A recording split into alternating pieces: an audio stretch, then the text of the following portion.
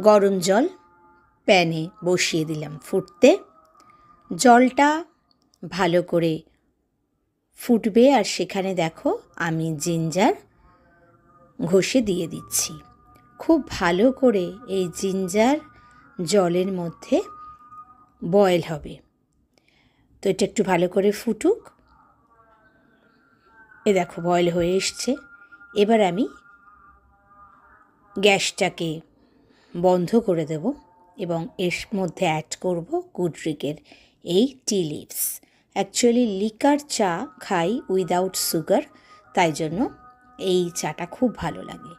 এবার এর মধ্যে চা পাতা দিয়ে দিলাম। এবার এটাকে ঢাকা দিয়ে 5 মিনিট রেখে দেব। 5 মিনিট হয়ে গেছে। এবার দেখো এই কালারটা এসছে। আমি এবার কাপে ঢেলে ফেলবো চাটা। দেখো কি সুন্দর হয়েছে রঙটা। এবার এই যে মিষ্টি সিঙ্গারা, তোমাদের সাথে চা মিষ্টি সিঙ্গারা, তার সাথে গোলাপ ফুল। সবাইকে নতুন বছরের অনেক শুভেচ্ছা। সবাই খুব ভালো থাকো, সুস্থ থাকো আর সঙ্গে থেকো। আমার চ্যানেলটা সাবস্ক্রাইব